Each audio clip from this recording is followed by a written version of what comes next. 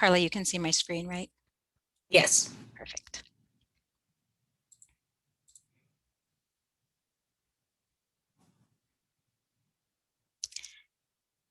Good afternoon, everyone. I see some of us are still logging in, so we will give it just a minute here. Thank you for joining us this Friday afternoon.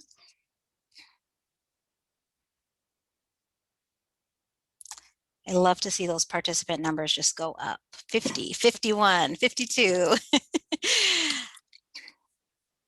I know it's Friday afternoon and we're all ready to start the weekend, but we have a great presentation in store for you. So thank you for logging in today and spending your Friday afternoon with us. As I mentioned, we'll get started in just a few short minutes, but I'm going to go over just some quick housekeeping right now while those of you are connecting to your audio and while we still have participants joining us. So welcome to our webinar. Getting comfortable with uncomfortable conversations, context and strategies for talking about race. This is a webinar, so I know many of you are used to using Zoom for different meetings. Webinars might be new for you. So just to kind of give you some quick tips as you're navigating this today, your microphone is already muted, and that is just so that we can make sure our presenter has a seamless presentation. For those of you who need to read through the live captions, you can go ahead and enable that at the icon at the bottom of your Zoom screen. Just click live transcription. And today we'll be using our Q&A function. So any questions that you might have during this presentation, we encourage you to post them there in the Q&A and ask our presenter.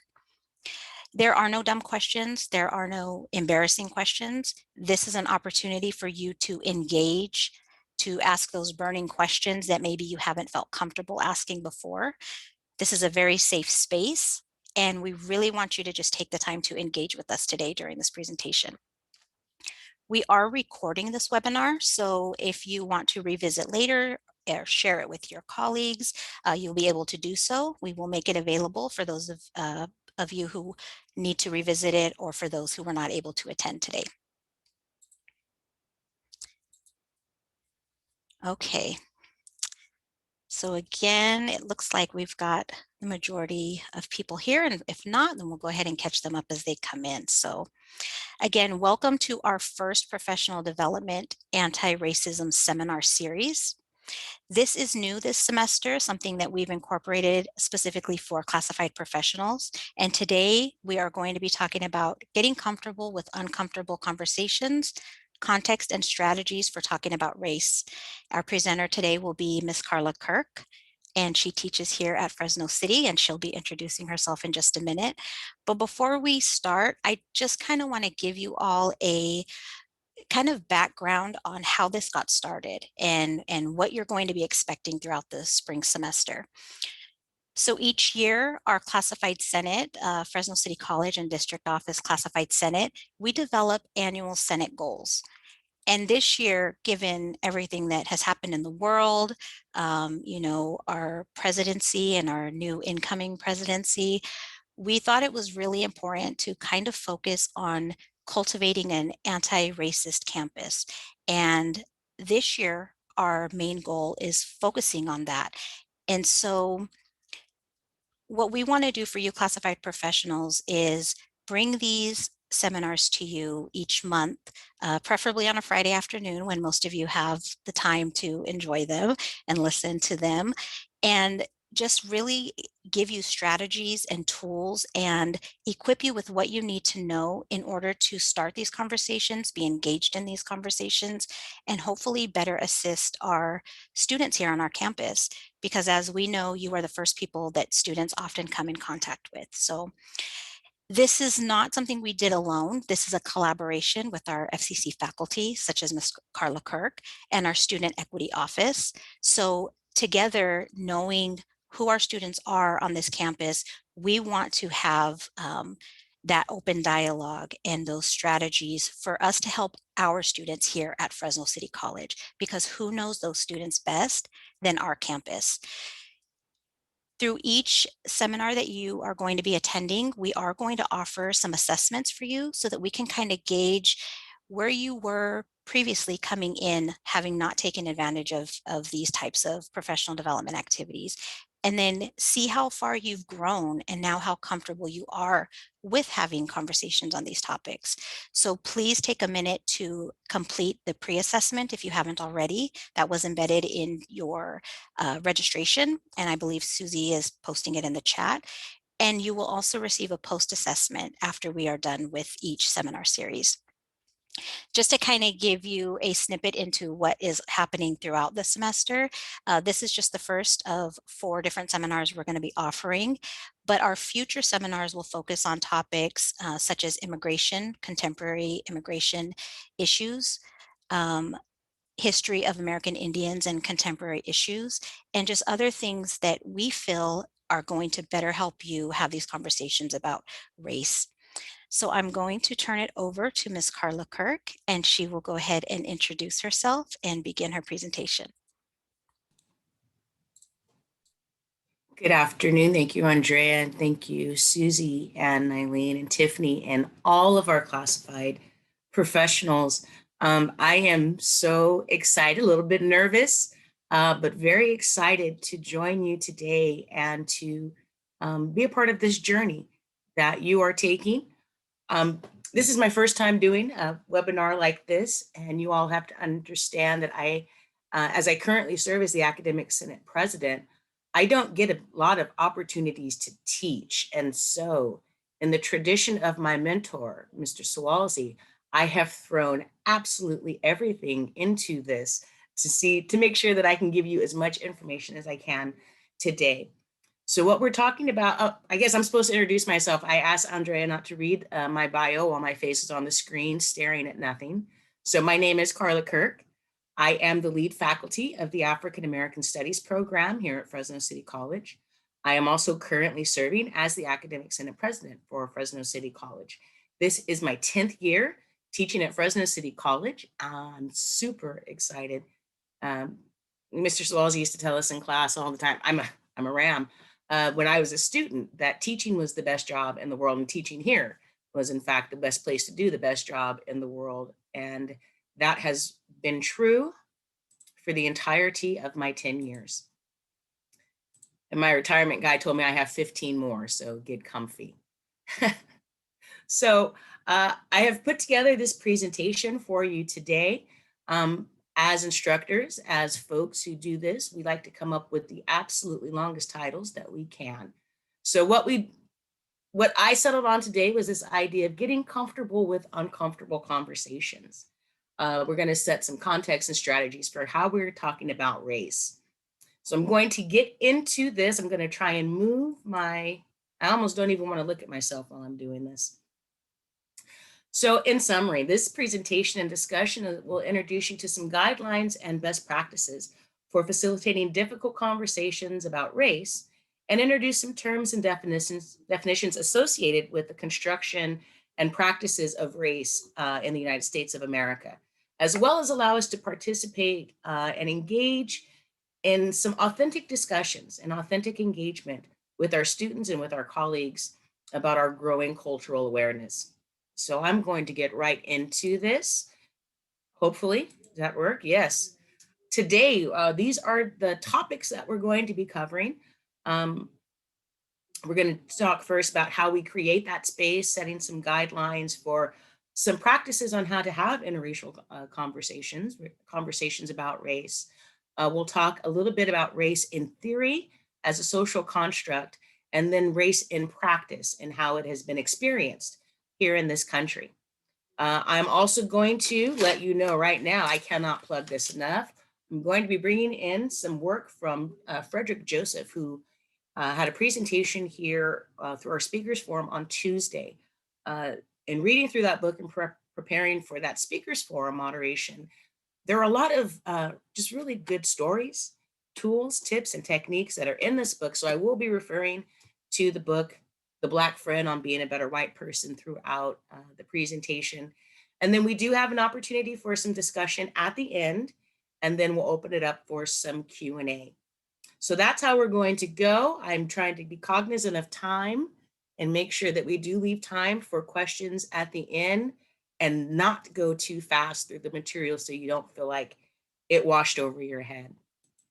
So let's get started. So our goal today is to set the tone for creating a space where we can have progressive and meaningful dialogue between colleagues about topics and issues that make us feel uncomfortable and maybe even threatened. As classified professionals, you are the backbone of our institution. I know we on the faculty side tend to be focused on our roles, and rightfully so. But in this space, this is the space for acknowledgement, recognition, and spoken gratitude for what you do, the folks on the front lines of providing services and resources to our students and vital support for our administration and instruction. Our primary goal of this presentation and activities today is to set the stage to talk about ways we can create space where we can have these types of conversations.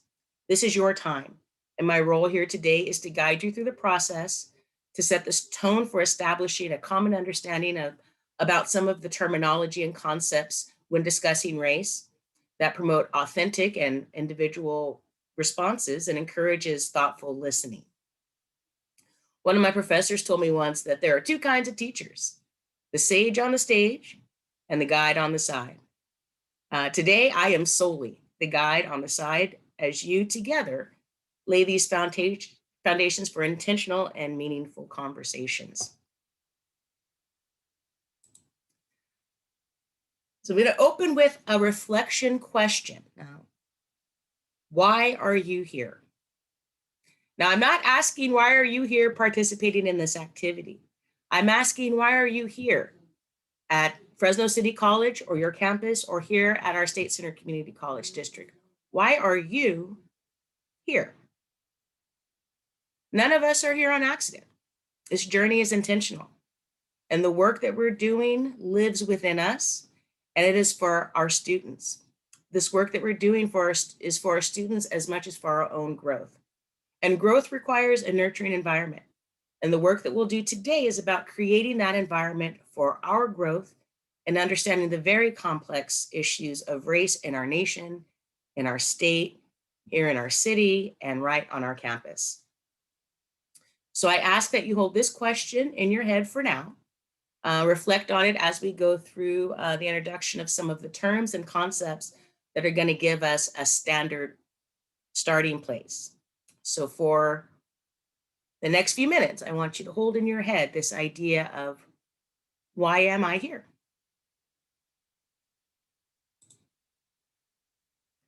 So we have these little transition slides. Usually as we go through this, I will stop at transitions and ask if there are any questions or any things that I can clarify for you. I will leave time at the end for maybe larger discussion questions, but if at any point you need to ask a question, oh, what did I do? Don't touch the mouse when I'm talking. So if you have any questions, please feel free to use the Q&A function. So today, as we begin our discussion, I want to reiterate that this is a space that has been intentionally set aside to have these difficult discussions. And while I insist that we remain respectful to each other and aware of overgeneralized statements about social and ethnic groups, I do want you to share your authentic thoughts and not be bogged down in what words you use, or how you're organizing your phrases. This is a space to navigate through what you say and what you mean to say. And so one of the first things we're going to look at, not just for our discussion here, but as you move forward and you take these tools with you to have these conversations with your colleagues across the campus and across the district. We use this so some of these things we're using from our American Studies 10 class. And I want to make sure that I'm putting all of the promotional plugs that I can into this presentation so that if the things that you hear today are interesting to you, I encourage you to come and learn more about it from us. I'm going to hype my classes up the most. This is what you get when you talk to me first. But the information I'm going to give you comes from our American Studies 10 class, our American Pluralism class. And in these on other campuses, this would be the Introduction to Ethnic Studies classes. So what we do at the start of these classes, because we do have so much dialogue about race and ethnicity, is that we set some standards on how we talk to each other in these spaces. And our overarching goal today is to use this space for an open dialogue between you as colleagues about topics, conflicts, and issues that have been difficult to discuss. And it's important for you to know that I am not here to resolve past conflicts. I'm not here to assign blame or take sides or provide justification to one side of any dispute. And I am not here to tell you how to do your job. I'm here today to help you recognize the value of this collegial, trusting conversation and the level of trust that we have to build with each other to have these conversations. So there are 8 techniques. I'm going to share them with you. The first is when you're in these settings where you're going to have these conversations. First is avoid thinking or speaking in stereotypes. And we're going to go over some of these terms in detail in the next coming slides of stereotypes in particular. So when you're talking about this, you want to avoid that trap of thinking or speaking in stereotypes. You want to keep an open mind and trying to learn from others who are part of the conversation. One of the things about the core principles about these courageous conversations are learning how to be active listeners. And that relies on your mind being open and your willingness to accept stories from other folks. You don't have to make it your goal to convert people to your way of thinking. These are not conversion efforts. These are conversations that we have to strengthen our own understanding, our own navigation through the complex racial highways, byways, these foundations that our country are built on, that it's hard to talk about a country founded on racist principles.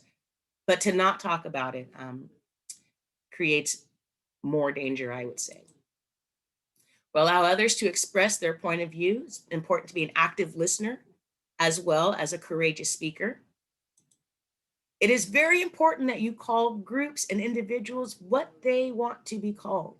And I have an activity later on in the presentation where we're going to have an opportunity to kind of dissect the different authentic identities that groups and individuals have viewed themselves through, and why it is important for us to recognize how people view their own authentic identity. We want to avoid red flag words, racial slurs, name calling. That is never the way to progress a conversation. It will always cause conflict and have people shut down. So we want to be cognizant of the words that we use. And I had said that we don't want to get bogged down in the wrong word, but you need to be cognizant of some words that you should avoid at all costs. And we will talk about that later in the presentation as well. We're going to guard against the tendency to be, I'm sorry, wrong one. Always be courteous and respectful, even when disagreeing. There are things that I'm going to say today that you may not agree with. And that is okay. It is not my goal to convert you. My goal today is to share information with you that you can carry forward on your journey. And then finally, guard against the natural tendency to be ethnocentric. And we just started, so we're new at establishing our friendship and our trust here. But that is a tricky pitfall, and that is one that we need to be aware of. So when we have these conversations, not just in this space, not just today, but going forward, these are some tips and tools that you can carry with you on how to have these conversations in a way that is productive and progressive, a way that calls people into the work that you're doing and not turns people away because we haven't provided the space where it can be well received.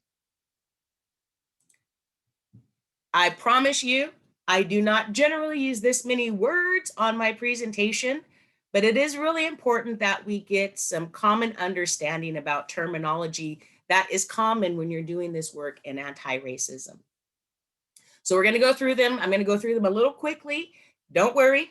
I have a copy of this presentation that is available for you. So you'll have all these terms with you to refer back to. So first up is race. Race we define as a socially constructed category that is, I have to move this so that I can read. that is based either on real or imagined physical differences that members of the society have been taught to believe are significant. So, real or imagined physical differences. This is the base of race and how it functions. So, the example here is the term white. In the United States of America, we have white people, and that identity of white supersedes any other form of ethnic identity that you may have in your past. Arguably, there is no place called white land or Whitesburg. So it's not like being English, where you're from England, or French when you're from France, or German if you're from Germany. These are based on real and imagined physical differences used for categories. So in the United States, a person would be considered white. However, in another country where that idea of whiteness is dominant, that you're categorized not by the color of your skin or the texture of your hair, but by your religion or by your region of birth. So this idea of whiteness is a much longer, different lecture that I have. But for race, that's just some example. And I'm going to give you an example of the concept of black, because I know you hear white, so we want to talk about black. We will get to that part. I have an exercise for us. Second up here is ethnic group, a socially defined category of people who see themselves or are seen by others as distinct because of their cultural heritage or because of a presumed common culture. When we look at identity in a few slides from now, we're going to talk about the other factors in your identity beyond culture. But culture is certainly one of the key indicators in how we identify ethnic groups. All right, I feel Miss Cosgrove nodding off here. I promise there's just a few more of these. And again, it's to give us some common language when we are talking about race, when we are doing anti-racist work. So enculturation is the process by which individuals acquire the knowledge, skills, and attitudes and values that enable them to become functioning members of their society. So an example I can give you of this is the West African country of Senegal, where the primary languages are Wolof and French, and the primary cultural practice is Sufi Islam. So if I were to move to Senegal, I would need to acquire knowledge, skills, attitudes, and values that would enable me to function within a society that is different than what I had experienced growing up. So that enculturation process is the process of becoming a part, both in how you understand and how you function within a culture that is different from your own. Acculturation, the process by which members of one cultural group adopt some beliefs and behaviors of the dominant group while still retaining some of the aspects of their original culture. So without causing any big debates at this point, as a historian, one of the things that we point to in this process is the adoptability of Christianity. So that in the United States of America, we have a very broad understanding of Christianity, and that you could, from another culture, come and adopt a form of Christianity, but that still allows you to maintain some of your original culture. For example, we have Roman Catholic churches, we have Armenian Catholic churches, we have German Catholic churches. And it's not, when you're a Catholic church, Mass is the same for the last 2,000 years, and how you go through this process. But the language that it is said in, the dress that is considered appropriate for that particular setting. Those are ways of acculturation, where you adopt the practices of the larger group, but still are able to maintain some of your original culture. The third word we have up here is prejudice. That is an unfavorable, often rigid opinion of members of a particular social or racial category, I would argue. Keep going, keep pushing. 2 more. Stereotype, like in our conversations that we want to avoid, speaking in stereotypes. That's an overgeneralization about a group and its members that goes beyond existing evidence and is resistant to change despite evidence to the contrary. I don't think I need to give you an example of a stereotype. If by the end of this discussion you are still unclear on what a stereotype is, please flag this and we'll talk about it at the end. And then last up here is discrimination. And that's the denial of opportunities and social esteem to individuals because they are members of a devalued group or a category. Take a pause. This is not the end of the terminology, but we are going to switch into a different kind of level of looking at some of our larger concepts. So we looked at some terms, and now we're going to look at concepts. The way that I am sharing my screen, I cannot see if there are any questions yet.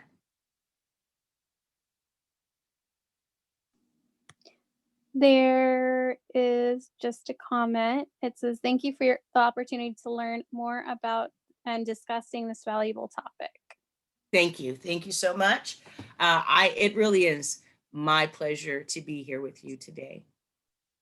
Okay, let's move on to a couple of broader concepts. We looked at some terms. We're going to look at some broader concepts, and then I promise our activity level is going to pick up. All right, so I have these here on the same page together. Cultural appreciation and cultural appropriation. And that line above them represents kind of the very thin line that we sometimes run across between appreciating a culture and appropriating that culture. So cultural appreciation is when a person seeks to understand and learn about another culture in an effort to broaden perspectives and connect with others. Cultural appropriation is when a person adopts elements from a culture outside of their own, using those as authentic expressions of their own culture. This can include fashion, including hair fashion, speech patterns or accents, hairstyles, physical features, or trends and styles. And this is most often done by the dominant culture who is appropriating a disadvantaged culture. So I have a quick story I will tell you, and I have something to share and show you. Hopefully it's coming through. So I'm going to talk about Senegal. That is probably the greatest culture shock I have had in my adult life. That was my first chance. That was my first entry on my passport. It's the first time I'd ever left the country, to be quite honest with you. I was the only history teacher without a passport. What I learned in Senegal was this appreciation that I had that even as a Black person, and we're going to talk about that, even as a Black person, I cannot just adopt elements from Senegalese culture as authentically mine. And I will give you an example. When we were traveling to a part of Senegal called Toubacouta, we stopped at the large mosque. I'm sorry, not Toubacouta, Touba, the mosque of Touba, which is in central Senegal. And after we toured the mosque there, I purchased these. I'm going to hold them up to the camera. Handmade prayer beads that were made by a young man to help support himself who lives there at the near the mosque. So I bought these in appreciation. I am not Muslim. I do not know the Muslim practice of prayer that utilizes these, but I thought they were beautiful and I was happy to support the young man who made these. I don't wear them. I don't carry them around with me in public. I don't utilize them as something that is authentic to who I am, but an appreciation for another culture to learn and connect with them. So appreciation, having them, sharing my story about them. Appropriation, putting them on, wearing them out in public, rocking them, and treating it as though it is a part of my own authentic identity. Whew. All right. Carla, I'm sorry. Sure. There's one question. It says, can you speak to the existing pathways within the campus district where students and staff can express concerns about experiencing or witnessing racism and discrimination?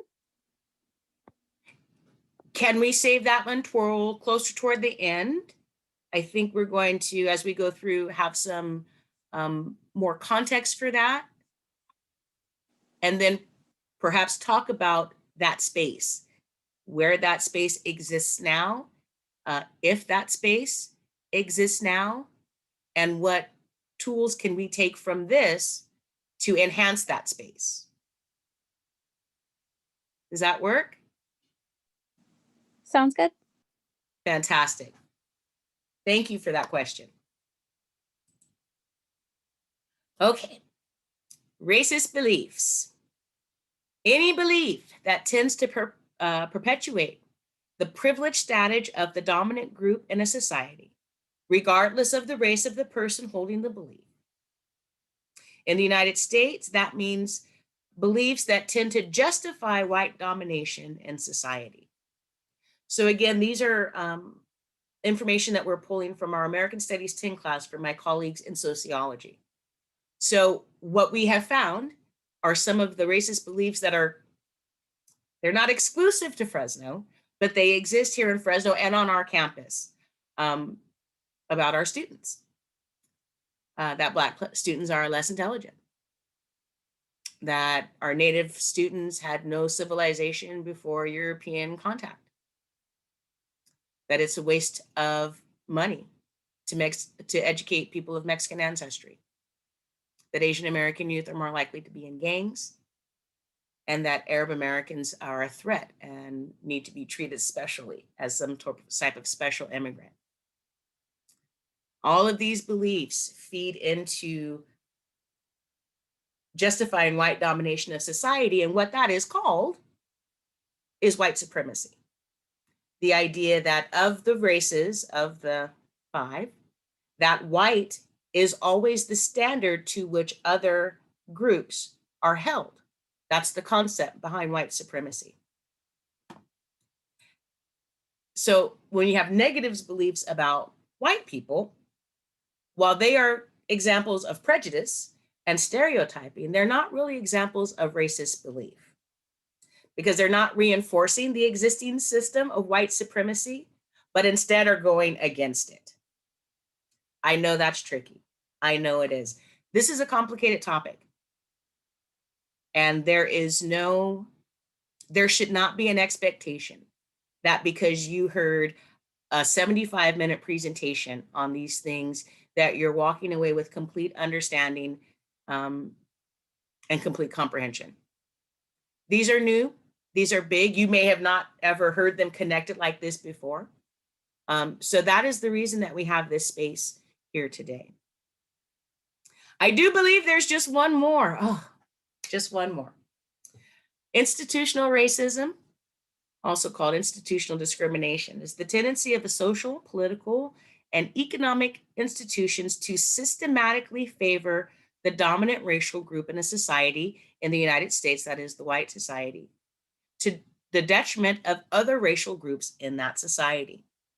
In addition, institutional racism is embedded in the social structures and the key institutions that run and operate this country, like our educational system, like our healthcare system. We are seeing great health disparities during the COVID crisis.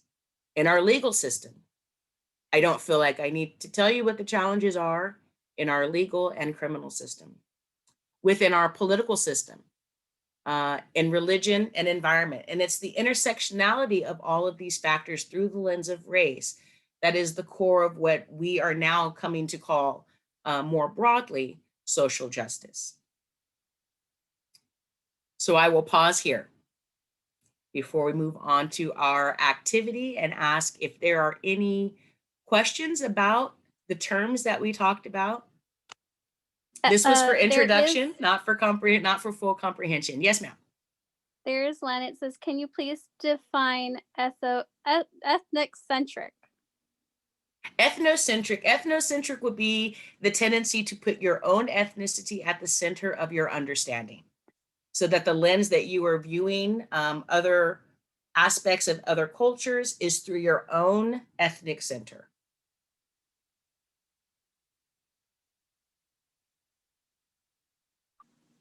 You know what Thank I'm you. doing? That I'm was all looking the at like, questions. does everyone agree? I'm so used to being in meetings, I'm not used to just talking and sharing.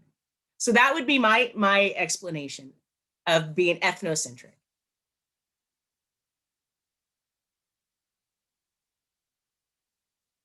Just that one? Yep, just the one. Thank you. That means it's good to you. It's good to you. Okay, we're going to keep on rolling with the little activity here. And this is kind of a new activity that got put in. This is an activity I use in my class when I get questions about the difference between being Black and being African American. I told you we talked a little bit about white when you're talking about racial identity, and we're going to talk about this term Black. So I think I'm gonna give you some information, and then we'll try to do. We'll let you do the Q&A. We'll put it in the Q&A. We have to guess something. All right. So this idea of what does it mean to be Black and African American? Is there a difference between these two? So the way that we address this, the way that we introduce ourselves to this in African American studies is through this concept of the 5 factors of identity that inform your ethnic identity. And then, of course, I have all these cool animations, but let's just put them all up there. Let's just put them all up there. We'll talk about them all at once. So when you're talking about ethnic identity, our definition talked about cultural similarities. But there is more than culture that unites us ethnically. One of those is land. What land? It's a big planet. What land does your ethnic origin originate? What is the history of that area? Not just where you originate. And I don't want, I almost gave it away and messed up the activity. The land that you are from, the history that informs the context of where you live in the world today, how you're living in the world today. Your cultural practices, those that are unique to the land where you live, the history of the people where you live, those cultural practices. Language is a defining feature of how we regionally identify ourselves ethnically. And then finally, final one that was in race was those physical characteristics.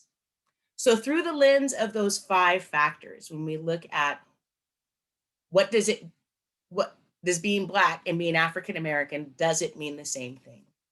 So are we ready? Here is our activity. How many African American women do you see? I guess use the Q&A. Do we have any guesses? Carla, I'm gonna go ahead and open chat for this. Okay. So you guys can respond in chat. How many African American women do you see?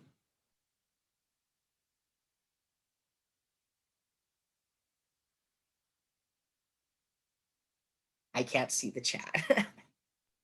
Right now, there's 2, none, 3, 1, 2. 1, 2, or 3. That is usually the common guess. I was waiting to make sure 4 didn't come in and I messed up my picture. So I will not keep you in suspense. What you see is 1 African American woman and 1 Senegalese woman. Both of those women are Black, and that indicates a descendancy or heritage or connection to the continent of Africa. That means that you have a physical characteristic that is darker complected, darker eyes, fuller features, curlier hair, those things that make you Black. But when we're talking about ethnic identity, let me see, I don't know if you can see my mouse. That's me. And this is Mama Marie, who hosted us at her beautiful hotel in Saint Louis, Senegal. So what makes us different? If you say that's two Black women, yeah, that's not wrong, but it's not exactly accurate either, because I am African American, which means that my birthplace is America, even though my ethnic origin is in Africa. I am tied to two lands. The history that I come from is an American context. My historical reference is different than her historical reference. We had different colonial powers. Our colonial power was England. The colonial power in Senegal was France. So our histories are different. We have different cultural contexts that have shaped our lives as women. We speak different languages. She speaks French and Wolof. I speak English, and no, I'm not gonna lie and tell you I speak another language. I speak English. Our physical characteristics, in our shared trait, we have a similarity in that we are brown-skinned women. Now, I didn't zoom in too much on that because my hair wasn't too good on that day. And it was at the end of the trip and I was getting tired. But we do have some different features. I will tell you a feature that I have. I have to get close to the camera to do this. I have a distinctive marker that I carry as a physical characteristic that ties me to Africa, to a specific ethnic group of people called the Fulani. And a physical characteristic of the Fulani are dark gums.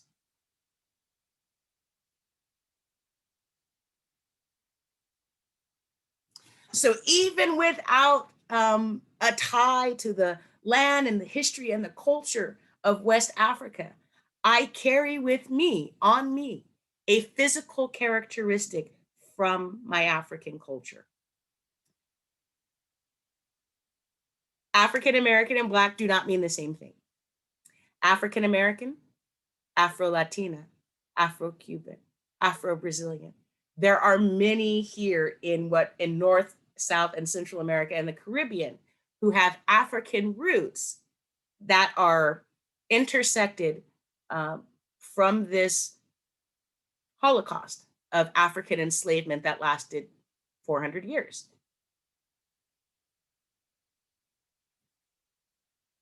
So that's our activity. Thank you for participating. Okay. So some of the questions coming up right now, one of them, can American be an ethnic identity? And then also just going back to describing ethnicity, somebody's asking about Arab and Middle East, if they could be interchangeable or if it could be insulting someone. Let's start with American ethnicity first. We do have an indigenous American population tied to this land, the history of this land, with cultural practices, languages, and physical characteristics that are unique to America. You are going to hear how America is unique in our ethnic divides. I don't want to jump into some. You're going to have one of these series is going to focus on immigration. And that is very important to understand. I think I can get to what that question is asking. Do we contemporarily have an American ethnicity? Other than our indigenous population, I think we have an American culture, would be my answer to that one. The second question regarding Arab and Middle Eastern. Yes, those terms can absolutely be offensive. They are stereotypical. They are geopolitical. And it identifies people as ideas and not people. So if you think back to our tools for interracial dialogue, that it's important that you call folks and people within that group what they want to be called and not the assumption of what you've been taught that is called. So I hope those help.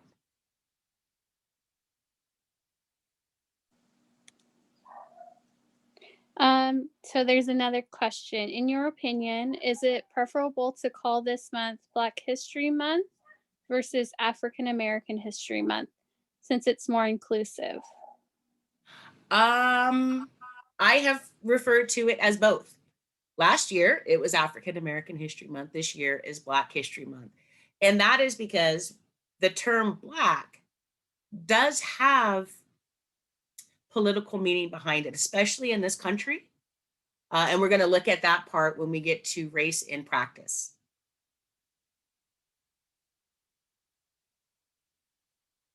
Okay, and then the last question so far that's on here, it says, I'm confused. If someone is if someone is an American of Mexican descent and is also of African descent, would they be African American or Afro Latinx Both, in my opinion. or Afro Latin? That would be my opinion. What I would wait for is verification from that person of how they would want to be identified.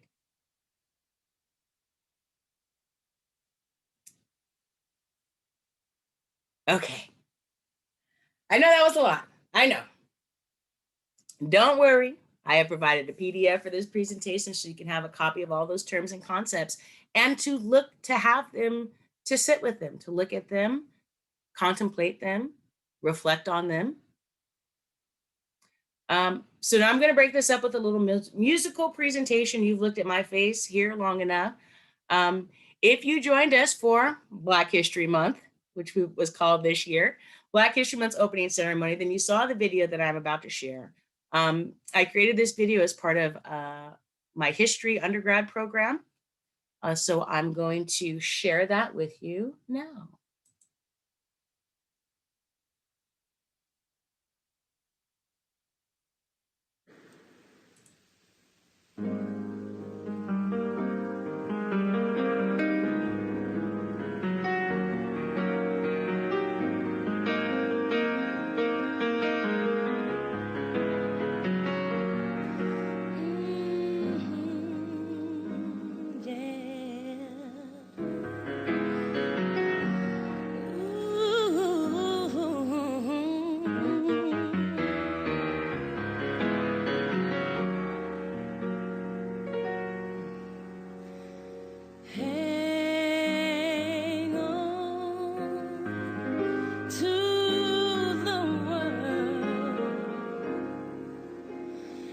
Spins around. Just don't let the spin get you down.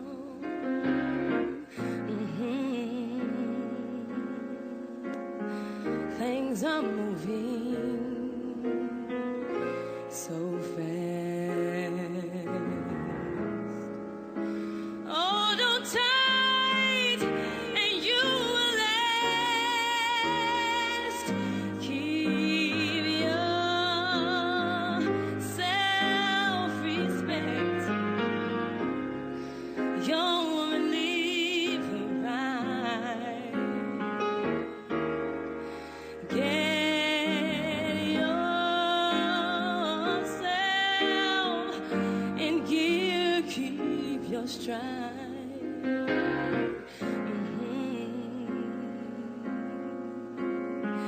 Never mind your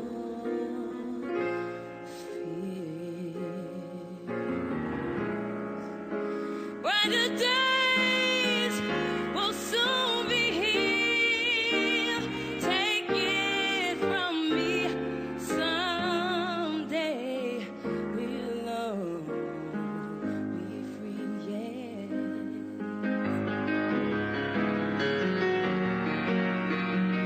Keep on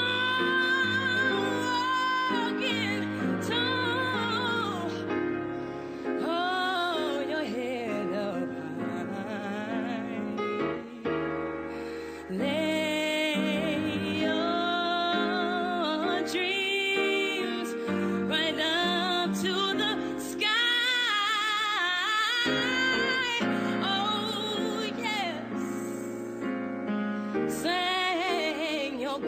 song.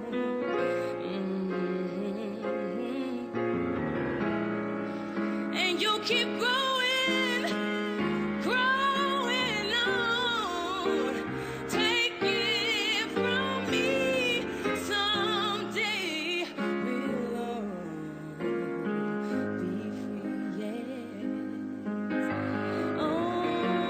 Oh, said, just wait and see, someday we'll all be free, yeah.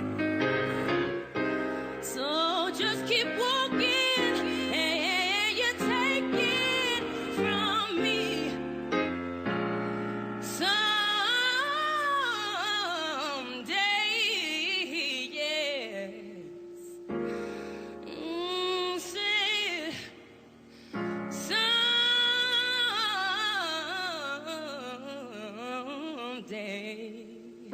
Oh, you and me's gonna be free.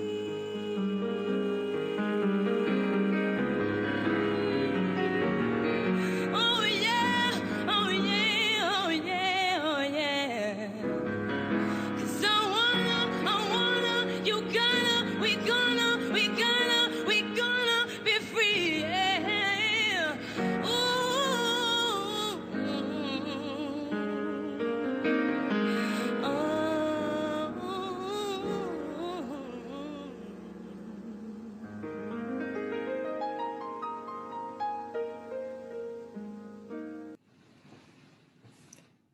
Javier, you almost made me cry. I don't know if you all got to see Javier interpret for that. Wow, I'm sidetracked. That was outstanding. Thank you, Javier. What I love about sharing this video is that I use some of my own family images because I'm connected to the culture, ethnic, and racialized history of being Black in America. As a Black woman in this country, being race conscious is a form of self-preservation and a form of self-defense. But what does it mean to be race conscious in our roles at our institution? I'm gonna escape out of that now. To be race conscious here at our institution and in our roles as classified professionals. So you may have heard of this term, 38 minutes. You may have heard of this term, critical race theory. I'm going to read this to you really quickly, and then I'm going to turn it over to someone who is much more eloquent than I am, Dr. Keith Stanley Brooks. I'm only going to show 5 minutes of his presentation. I promise I am not here to show you a bunch of videos of other people talking. I will talk to you too.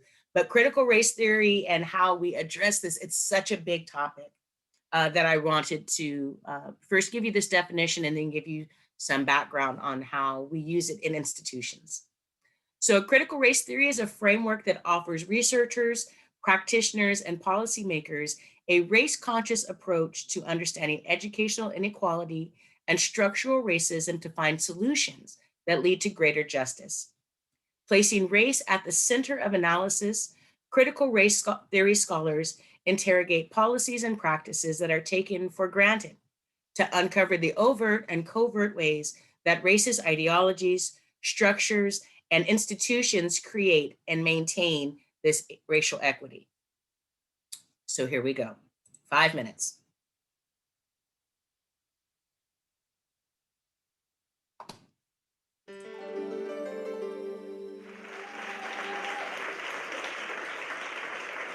Good evening, everyone. I hope everybody's still with me. The only thing that's missing from that clip is lots of the advancements and triumphs of many people of color as well. There were lots of advancements and positives as well, but it's such a great, great visual aid to what we're talking about today.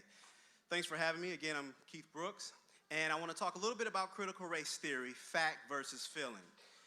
So I always like to share with people that, okay, hey, you don't agree? Hey, you don't like it? Hey, you're offended? Hey, you're defensive? Fine, but the momentary, temporary discomfort that you experience is nothing.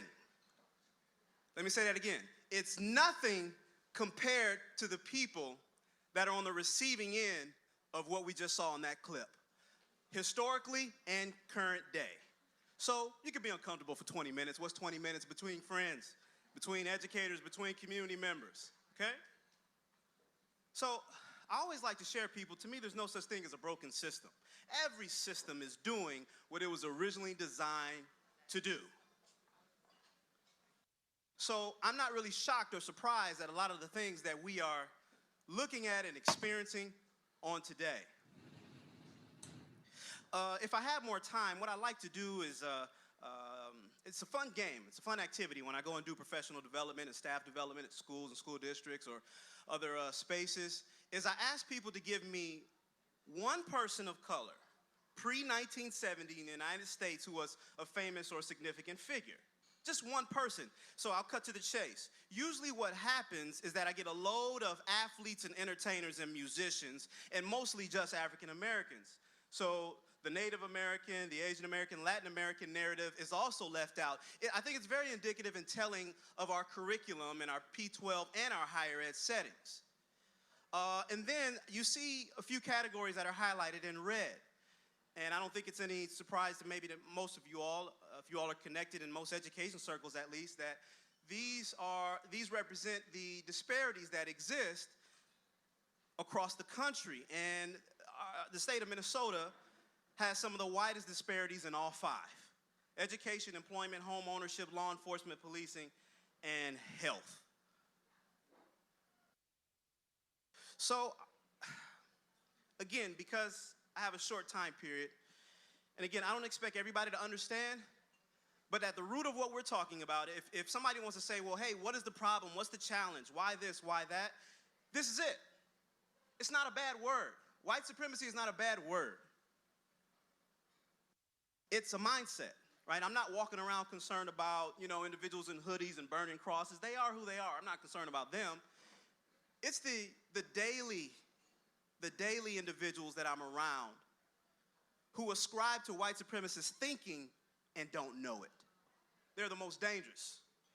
And so that's why I'm glad that I have the opportunity to be with you all today. And I know I'm going very quickly, but I will share my PowerPoint with whoever sends me an email and says that they want it. Critical race theory. So I want to acknowledge a few of the individuals that I have drawn from because there's nothing new under the sun. And these are individuals that are phenomenal authors and speakers. Derek Bell, Gloria Ladson-Billings, and you see the rest of the names. So in the original literature, most of them just say race as a factor, but it's not race as a factor per se. It's the concept of race, meaning it's not real, right? There's no Norwegian gene or Nigerian gene or Irish gene, right? It's something based on skin color. And so what you saw the past 400 years or so, there's all these things loaded up on the meaning of a person's skin color, and we have just inherited it and many times don't process and think about what those things are, and then it's lived out in our daily realities and interactions. So for example, even as a professional, even somebody with a doctorate degree, I can't tell you how many times in professional settings where my questioning or asking questions or looking at things through an equity lens, it comes off as belligerent or angry or insubordinate.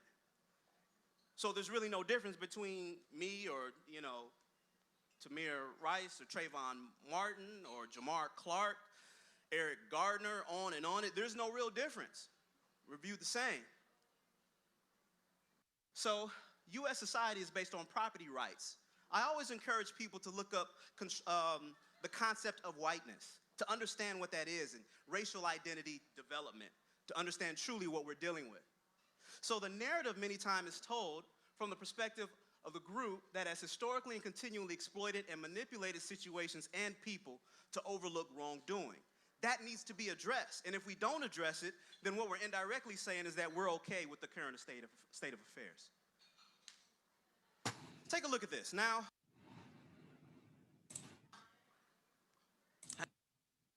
I told you, just a few minutes of Dr. Brooks. As a note, I actually don't know what video he showed before his presentation, but I saw a chance to show you a video clip that I felt kind of went along with this concept.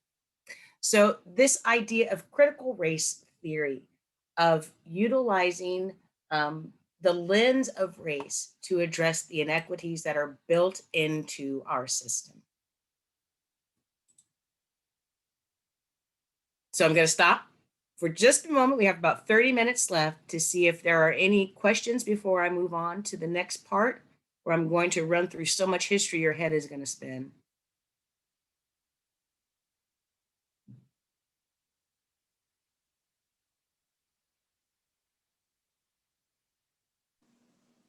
All right. No, no No question. questions yet?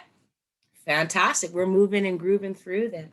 All right. Now we're going to talk a little bit about race in practice. And I'm going to squeeze as much of this information in for you as I can. If you are interested and want to know more about a time period or something I am talking about, I encourage you to come and take Introduction to African American Studies, where we do cover all of this in 18 weeks instead of 8 minutes. So please take your notes and I will be happy to, but I do want to get through some of the history of the Black experience in America. So what we're looking at is I've made just this really rough chart to give you a visual of the scope of the start of the experience here called the United States of America, colonial America, at our very start. And then if you'll see, my last box over here ends at 2015, and then I left this one blank. As a historian, I have the privilege of saying I have to have a stopping point, because then I'm not studying history, I'm studying the present. So as a Black woman and as an American, I don't know what to put in that column right now. So I left it blank. We're not going to talk about the last 4 years today. So looking at this at the start of colonial America, all the way back to the founding of Charleston. Colonial laws that were put into place, and I'll tell you, from about 1609 to about 1640, there was no racialized set of principles that guided who was free, who was not free, who was a full participant in the colony, and who was not a full participant in the colony. That's not going to come about until about the 1640s. So we did have a 30-year period here at the very start of colonial America where race was not the determinant factor of your value to your society. But by 1640, there's an event called the Terrible Transformation, where chattel slavery becomes a condition exclusively to Black people in this country. These are people, you notice I don't have the word slave on here. They were not slaved. They were African people for which the imposition of enslavement was placed on them. It is a condition. It is not a person. So the condition of Black people, African people, people of color in this country through the founding of our country, all the way we go over to our second column, into the founding of the United States of America, has failed to recognize the full humanity of African people and the descendants of African people in this country. So our US Constitution codifies the inhumanity of Black people. You may have heard of something called the 3/5 Compromise.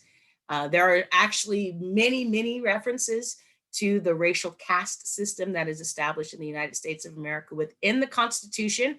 If you're interested, that class is actually African American Studies 2, the African American experience. Coming into the post-enslavement era, so we're talking about the end of the Civil War. We're here on the third column now. The end of the Civil War and enslavement of African people in this country. But what we see immediately is the rise of domestic terrorism against Black people. And what we're going to see in 1889 is the birth of racial segregation in the United States of America, beginning in Louisiana with a case called Plessy versus Ferguson about who could ride in what car and how many degrees of Blackness you had in you. It's a very interesting case. Moving on to the middle column, America coming together as a world power in the 1900s. So this is World War I and World War II are captured within this time period. Jim Crow is the term that is used to describe the segregation laws, the laws that dictated every aspect of life of Black people in the United States of America, where you could live, where you could work, where you could eat, where you could go to school, what jobs you could have, if you could have jobs, all of those, where you could sit on a bus, what side of the street you could walk down, what toilet you could piss in. All of these aspects, laws in place to control every single aspect of Black life in this country. That is going to go on through the growth of American cultural influence. So 1950 coming, I'm going to give the whole 50-year segment. The segregation laws are going to continue until 1964, but they don't disappear from practice. While the laws were taken off the book, the actual ending of the practice of segregation was going to take a few more years. What we see as those practices end is the absolute immediate rise in the over-policing of Black communities. So between that 1980 and 2015, what we see now in that final row is what has been called by Michelle Alexander the new Jim Crow, which has been the mass incarceration of Black men and men of color since 1970. If you are interested in this and do not have time to take my class this weekend, please look up the documentary 13th by Ava DuVernay. That will answer all of your questions about what the new Jim Crow is and the impact that it has had on communities of color and the impact that it is having on our students today. I can't speak on what happened in 2016, so I'm going to move on to the next slide. Let's not talk about that just yet. So there's words up here, and I'm going to give you some background on a few of them. I'm looking at my time here, and I want to make sure that we do leave some time at the end for our activities.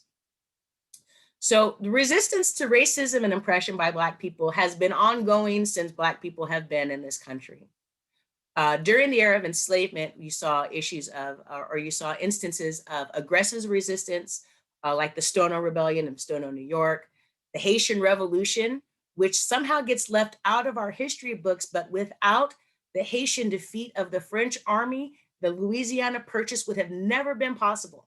And somehow that narrative gets left out of the Louisiana Purchase story. And then, of course, Nat Turner, if you haven't seen that film, Birth of a Nation, about the story of Nat Turner's uprising, I highly suggest that one as well. But in addition to aggressive resistance, there was also passive aggressive resistance. Not everyone took up arms, but no one accepted that condition as permanent. So ways of passive aggressive pushback to chattel enslavement, working slow, breaking your equipment. But our biggest one was maintaining some of the African traditions, songs, and ideas of extended family that were taken away and stripped away through the process of enslaving human beings. Next up was the abolition movement. The abolition movement is generally taught about our white abolitionists, which were important, but the African voices brought humanity to this social issue. So what comes to mind, we had two types of abolition from an African center. One was Frederick Douglass, who believed that the condition of slavery was more an action of the system than the humans who perpetrated it. And that his idea was to emancipate all African people, all Black people, and integrate them into American society. The other way, the other side of that abolition movement was the nationalist movement. And that was really began by Martin R. Delaney, who advocated for immediate emancipation of all African people and the creation of an African colony outside of the United States.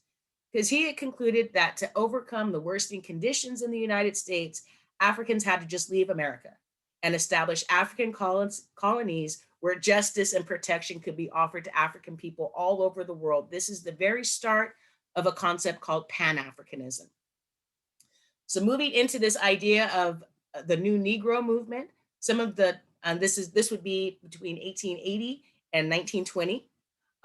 This idea of creating a new Negro, not the old Negro from slavery, but the new Negro that is defining their own identity. And in this, we saw leadership from folks like Booker T. Washington, who did believe in segregation. As a safety measure, he did not believe that Black people should insist that they integrate into white society because he knew the dangers of that having seen his uncle be lynched in his childhood. He fought for or advocated for practical education, meaning finding jobs, skills, basic skills that could help build up communities that were really just getting started because slavery had just ended. And so, how do you now find that skill set to build up your communities for your own self determination? On the other side of that was W.E.B. Du Bois, who advocated for equal protection and so for civil rights and human rights and full integration. He believed that full integration into the country was the cure to the ignorance of racism. A third part of that, there were these two, and then one more was the continuation of the nationalist type of movement. And that was led by Marcus Garvey, and arguably the most successful Black organization in the history of the United States of America, the United Negro Improvement Association, the UNIA, that advocated that idea of Black nationalism, that justice and protection could not be found here in the United States. And the idea was that Black people needed to go someplace else where they could provide those protections for themselves, this idea of self-determination. Real quick, into the reform movement, this is going into the 40s and the 50s and into very early 1960. And this was to change the existing laws that were on the book. So this is where we see the cases like Brown versus the Board of Topeka, versus the Board of Education in Topeka, to desegregate our elementary schools. The Montgomery bus boycott, an economic protest that said, you can't have my dime if I can't pick my seat. That went on for more than a year. The integration of Little Rock High School and some of the sit-ins that we saw images of in the video that I showed. This is the reform movement trying to reform the laws that were already on the books.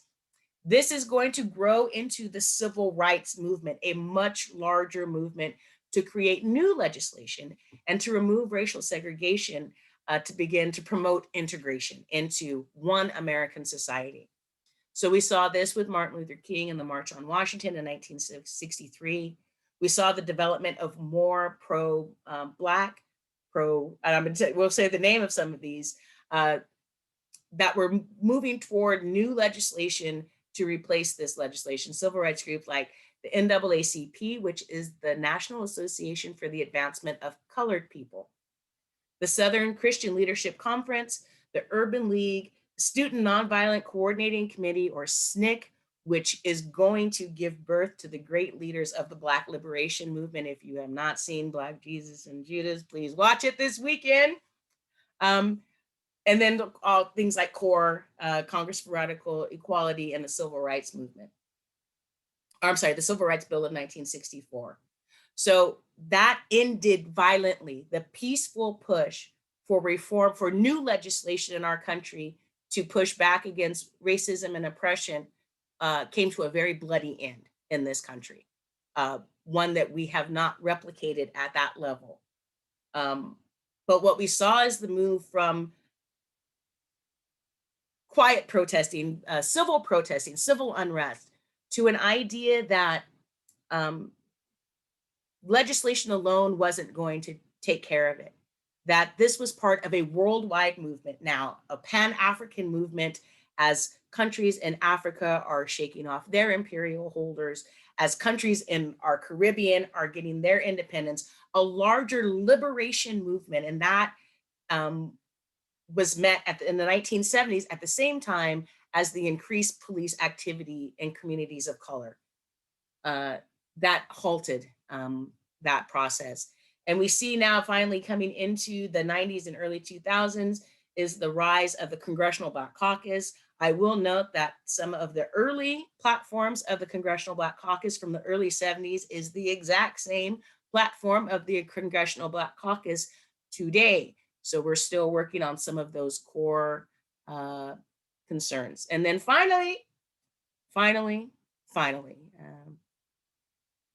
election of President Barack Obama seemed to be a high watermark in our country. But again, that starts to get us to 2016, and I don't want to talk about that. So here is what all of those have in common, from the protest to enslavement to the election of Barack Obama, that the goals of the African Americans of social and political movements have been in response to violence, to social injustice, and the destruction of African American progress. Those three things have been at the core since 1619 to 2021. And at the root of each movement is this idea that we want to reclaim identity that was stripped away during enslavement, where humanity was stripped away, human identity was stripped away. This push for social justice, for civil and human rights, for equal treatment under the law and equal protection from violence, from protests against slavery to the protests we saw this summer. This is the core of what that has been. So I've only got about 15 minutes left, and I do want to make sure that we do get to discuss. So I'm gonna have to go through this quick. You're gonna have to come take African American studies to get more into this. I do want to talk a little bit about the idea of dynamic versus static. Dynamic is vigorous activity undergoing change and development. Static is fixed and not moving. Oops, what did I do? What did I do? There it is. All right. The identity of the descendants of Africans in the United States of America has always been dynamic. When we look at resistance to racism and oppression, we saw that African, Negro, Black, colored, Afro-American, African-American, the identity has been dynamic. What has remained static is the negative response to that authentic identity. And in this next slide, I'm going to share a quote with you from W.E.B. Du Bois. I'm going to have to read it fast in his work, The Soul of Black Folks. I am going to read it because it's striking.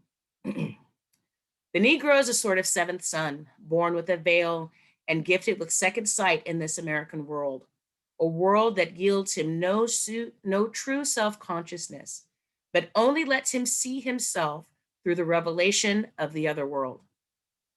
It is a peculiar sensation, this double consciousness, this sense of always looking at oneself through the eyes of others, of measuring one's soul by the tape of a world that looks on in amused contempt and pity. One ever feels his two-ness, an American, a Negro, two souls, two thoughts, two unreconciled strivings, two warring ideals in one dark body, whose dogged strength alone keeps it from being torn asunder. I hope that when you get a copy of this PowerPoint that you take some time to read over that again, but I want to give you a little bit of context about creative response, creative production in response to racism and oppression. As I mentioned earlier, the idea of the old Negro was to replace, or I'm sorry, the concept of the new Negro was to replace the old Negro of slavery. It's more than an anthology. It became a defining feature of this new intellectual and creative process of establishing true and authentic identity outside of amused contempt and pity of white America at the height of Jim Crow and segregation. This is the 1920s, 30s, and 40s. The New Negro is a collection of works of African-American artists that was not to set a standard of African-American culture or to define African-American culture in absolute terms, but to speak with the many voices of the people trying to define their voice. Each of these works represents a snapshot of the life experiences through different people who share, among other things, an ethnic origin. I'm going to skip ahead. We're going to move a little more quickly. I'm going to give you some concepts of creative response. Through music, this is Duke Ellington, Louis Armstrong, and Cab Calloway. Jazz music is the first original form of American music to be created in this country, coming out of the traditions of Black music. Additionally, there is art, powerful representations in art that are visual protests. I encourage you to go and look at some of the art of the Harlem Renaissance. I'm going to share a couple of my favorite images with you because they deal with showing representations of African-American life that at this time were a direct pushback against some of the more negative stereotypical things that we saw in advertisements, that we saw socially and in media about negative connotations about African-American appearance. African-American culture, African-American practices. So this art of the Harlem Renaissance really is a part of identifying that dynamic identity that was denied for so long. Henry O. Tanner, please look up his work. The Banjo Player is probably one of his more favorite works, but this work on the left, The Thankful Four, is probably my favorite. And then one more, I want to spend 5 minutes just talking about this piece of art that takes the African experience from kidnapping and enslavement here at the start of the history of the United States. And these panels progress through 1934, through this height of the Harlem Renaissance. Please look at this work. Aaron Douglas, it was an incredible piece of work. Please pay attention to his use of geometrical design to draw your eye to certain aspects of this. And then finally, literature as an expression of creative production and protest and pushing back against the identity that had been placed on people of African descent to become part of their own authentic identity. Here are some of the writers. But speaking of creative production, this is who I want to talk about. I wanted to make sure I get a few minutes here for my new friend, Frederick Joseph, and his book. I'm going to give him a minute. I'm going to give him this minute, and then I'm going to talk. I'm going to skip some of the stuff I had and talk to you about what stood out to me in this book.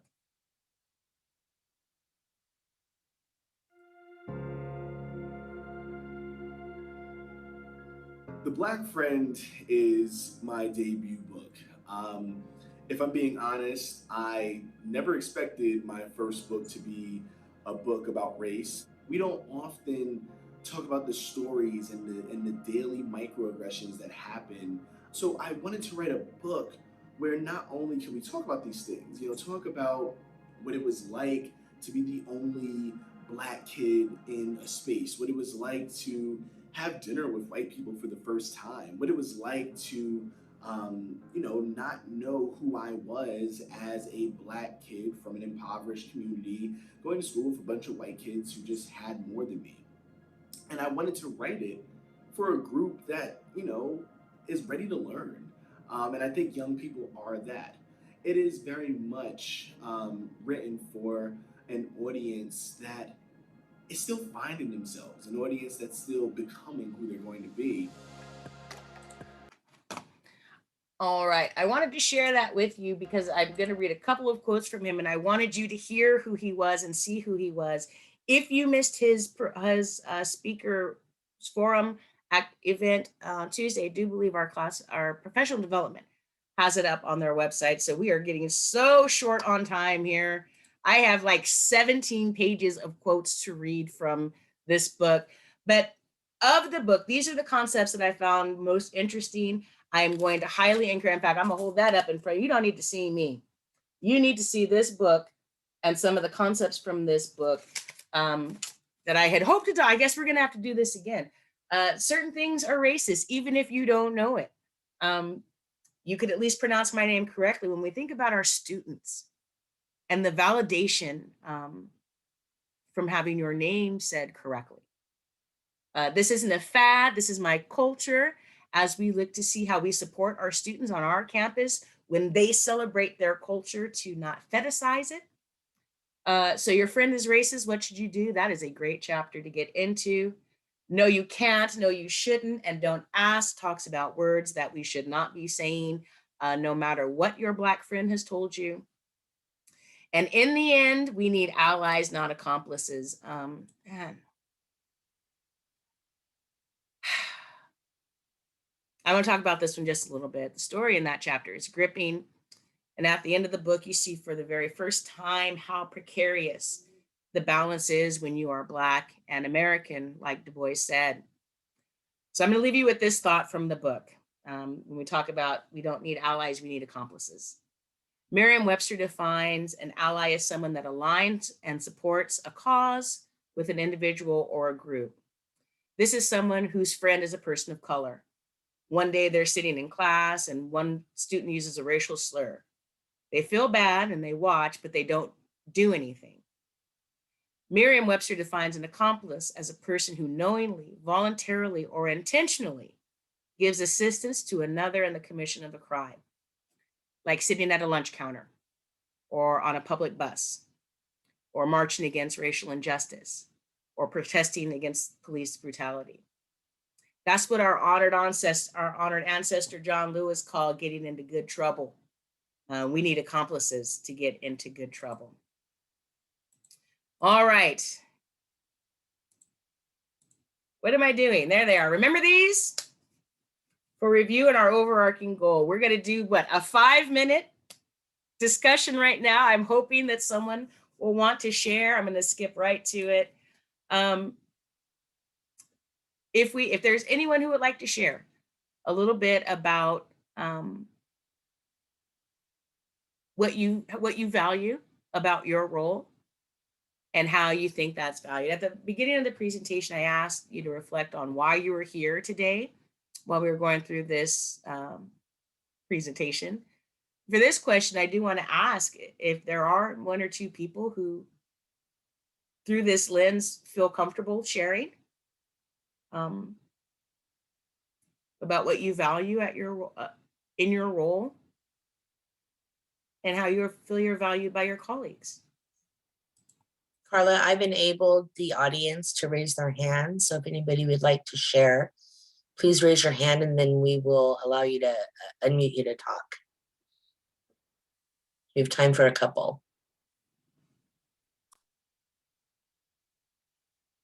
It is okay if you don't want to. But I did want to give space if someone felt empowered or emboldened to share.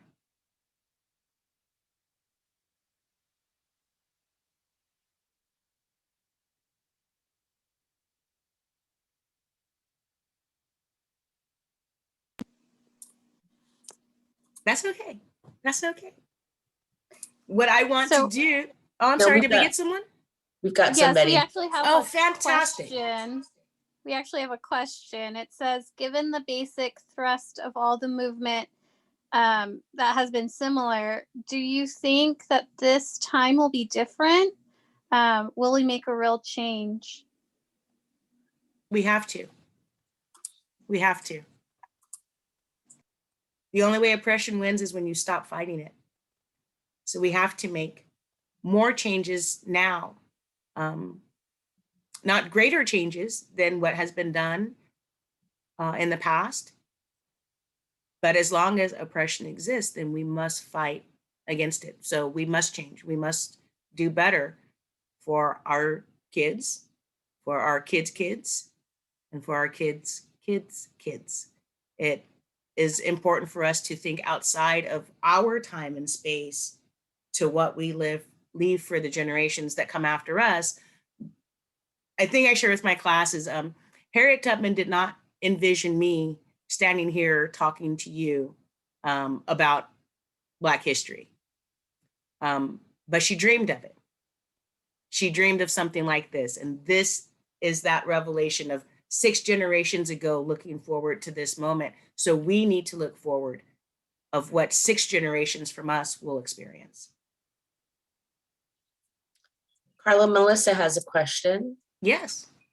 or wants to share. Hi, Miss Carla, Melissa. here. Hello, How are Ms. you? Melissa. I'm very good. How are Thank you you? so much for this very personal and very moving presentation. Would you be able to move the slide to the previous one? I'd like to see the questions again. Oh, okay, so what do I value most about my role? I think about all the topics that you've spoken on today and ones that we really see on the news and, you know, legislature that changes daily and oftentimes works against a lot of the forward movement that many others are working towards. And I feel many times like my blood boiling or my body's just buzzing or my heart's just racing. And I feel that my role on campus, but also more importantly, like within my own family, because within cultures, there's also that culture to culture racism. And then within cultures, there's colorism and all this conversation that Yes, we can those spend other hours lectures. on, right? what my role also within like the Filipino American community, and how, like you said, what resonated me in your previous slide was accomplices versus allies, Yeah. and how we need to be more gutsy and advocating for people. Yeah, and I think gutsy is probably not the right word, but I think putting Yes, it ourselves is. in, Brave, brave, it's brave like, spaces, even though my brave heart's racing, right, you conversations. should speak up for somebody in a classroom. And I think about our students who are experiencing racism within the classroom, from if it's their peers or, God forbid, from their instructors, which might happen, which probably does happen. Mhm. Like, this doesn't discount all of the faculty or administrators or any classifieds as well. But the role is important for the way that I see my perspective is just learning more, challenging myself more. How do I feel that my role is valued by my colleagues? I'm not sure how to answer that one, but I think, like, I feel my blood boiling even now, just thinking about the different ways that I've just experienced it, but also have seen students and colleagues experience racism in different ways. So really, I just wanted to say also thank you again for how deep that I feel that this series will go, and to everyone facilitating. Thank you so very much. So here's what we can do. I know we're at time, but I do want to make sure that you see these are important questions for you to ask your colleagues, to talk about with your colleagues. And so just real quick, this last page about talking about intentional, authentic engagement. I will tell you real quickly that recognizing moments of camaraderie, 3 to 5 minutes of authentic engagement and cultural respect and awareness can go so far. And if we can recognize, if we can create this space where we can have these types of discussions, Melissa, and for the question at the beginning of where is the space on our campus for students, faculty, staff alike, administrators alike, to come together to talk about these experiences. And what I'm hoping, my valiant classified professionals, is that you help lead the way for this on our campus. You have all of my support. I'm here to do whatever we can to advocate for this work, to be an accomplice to this work, and to push this work forward. So I know we're at time, so I'm going to put the thank you one up, and then I'm going to stop sharing so that we can see everybody. Carla, so Hand we it are back at over to the folks time, in charge. and I know that some of my colleagues probably need to get back to finish out their day, but if you don't mind sticking around for those who would want to stick around and maybe I have would a be happy to. conversation. Sure. Absolutely. Oh, I'm looking at the And message. before we start that, do you want to? Yes, thank you. So thank you for everyone who was able to join today. I know some of you are heading out as you're getting back to your job to finish out this Friday. Carla, thank you so much for providing those shared definitions for us, because I think that is the foundation of how we're going to grow what we are doing here, promote equity and an anti-racist campus. I mean, those things are important to have as a foundation. So classified professionals, please continue to watch your emails for the next series that we have. I see Miss Marianne Valentino was also here supporting Carla, and she's going to be our next speaker next month. So she's going to be covering psychology of racial prejudice, stereotypes, and discrimination. So for anybody who's interested in taking a cultural studies class or the American studies class that Carla mentioned, you can sign up. Remember, as classified professionals, we can take those courses for free. If you're unsure about how to do that, make sure that you reach out to your CSEA representative, review your CSEA contract, or talk to somebody who has done it before to help guide you. We're here to support you. I also want to say thank you to anybody from Clovis, Madera, Reedley who joined us. What benefits the classified professionals at Fresno City benefits classified professionals across the district, which ultimately means it benefits our students. So again, thank you for joining us. This is specifically for all of you. So we hope that you enjoyed today's presentation.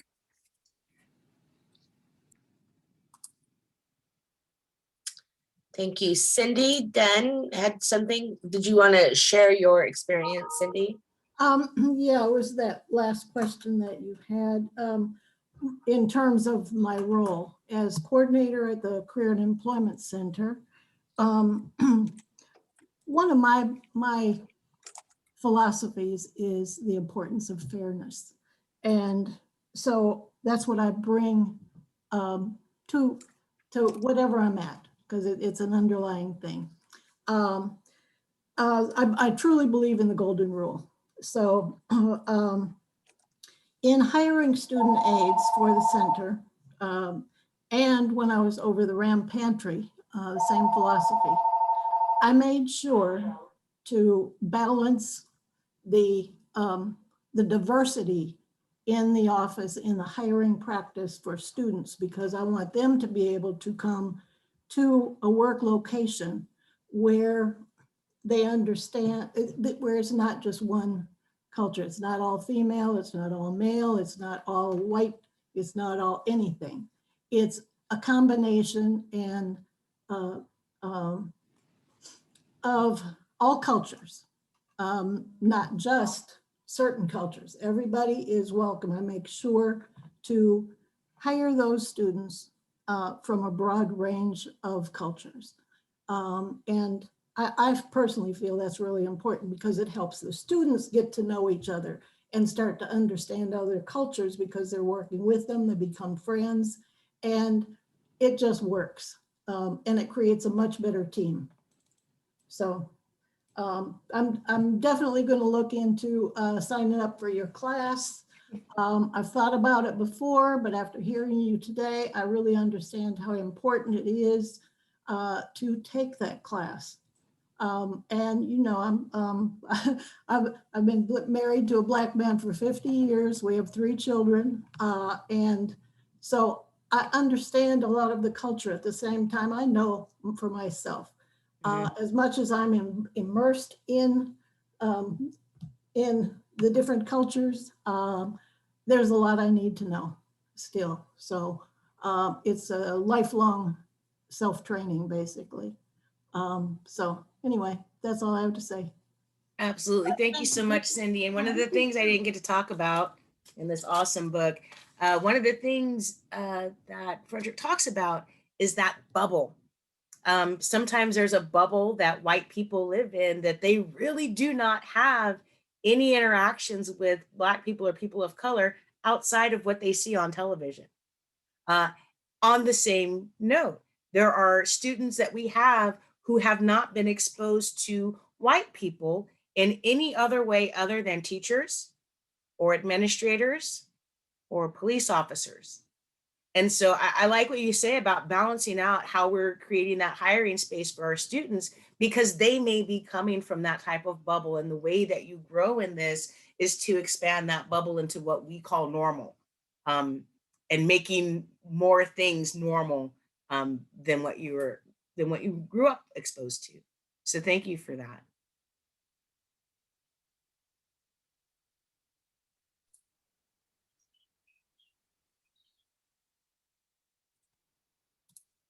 We've got Kaylon. Well, you all rock. I'm so glad Classified Senate put this together for us today. I think one of the things, you know, I am an older white woman, or as I like to say, mature and experienced.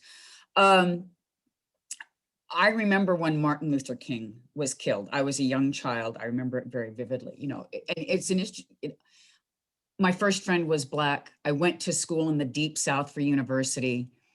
I've been surrounded by people of various races, religions, ethnicities my entire life. Our parents made sure that was part of our upbringing. Our mother was very bohemian and our father was very conservative. So we sort of had a mixed up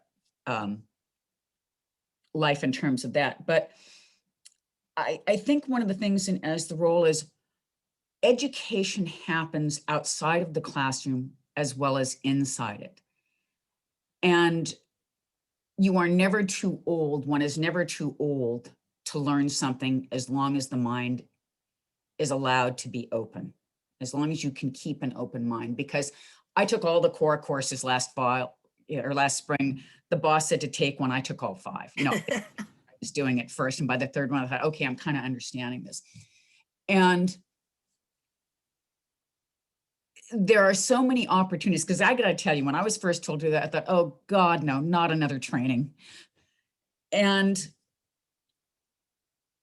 I thought I knew a lot about African-American history because I love history. And so I wanted to understand various and sundry things. But I think one of the things that we can do, or at least I can do in my position, even though I don't deal with students in front of me so much any longer, is just to recognize that my experience and what I'm used to isn't what theirs is, and to try to keep that in the forefront of my mind. That's one of the things that Cora and the different sessions that the college has been presenting has really helped me with.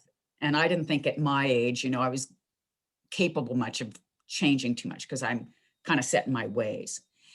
And I found, to my peculiar relief, that I am still capable of learning, and possibly even changing my mind about some things. And that's one of the things I'm so grateful to Classified Senate and to you and to all of the others who are involved with this, is you never know what's going to touch the person on the receiving end. Yeah. Or whether we're employees trying to help a student, or whether it's a group like this. You never know what's going to pinch your brain and go, I hadn't thought about that. Or yes, I can change my mind, or at least I can open my mind a little more incrementally. How my colleagues think about me, I have no idea.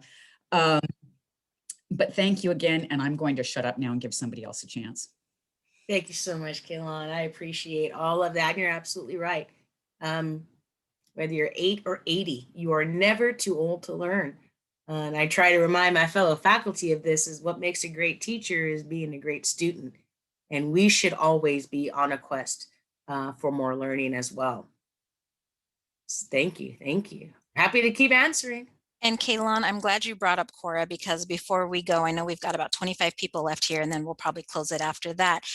The Cora training is open to all classified professionals. And although we don't get the stipends that faculty get, what Classified Senate did this year is anybody who completed a Cora course, at least one, by, what was the goal, February 4th, I believe, got entered into a chance to win a Amazon gift card. We have not forgot about you. So whether you completed your Cora training in 2016, when we first had the opportunity to participate, or 2017, or for 2019, 2020, as long as you've completed it this year, these are for our Fresno City people and district office people, you will be entered into a drawing to win one of 4 gift cards. So we are in the process of getting that report together, and we will be announcing our winners hopefully soon, but we just want to make sure that we get all the names there. So thank you for that reminder, Kaylon. And I have a question about that. Andrea, how much are those gift cards? Oh, did I say 25? I don't know. How much are they? What did I say? They're $50. $50. Yes. I'm on this being recorded, right? It is. I would like to donate one more $50 Amazon gift card to Classified Senate. Awesome. Thank you so much, Carla. You're very welcome. So we have That's 5 how gift cards to important give it away. We have 5 gift cards to give away now. $50, not 25, sorry. So yes, that is for our FCC and DO people. And we're just getting our report compiled, and then we'll go ahead and pull those names. So, all right, with that, Miss Susie, I think we are gonna wrap it up. Thank you for staying that extra time, Carla, to give those folks an opportunity to share. And thank you. Keep an eye out for the next series that we have, which will be happening at the end of March. Have a great weekend, everybody. Thank you very much. Thank you, awesome Javier. classifieds. Thank you, Patricia.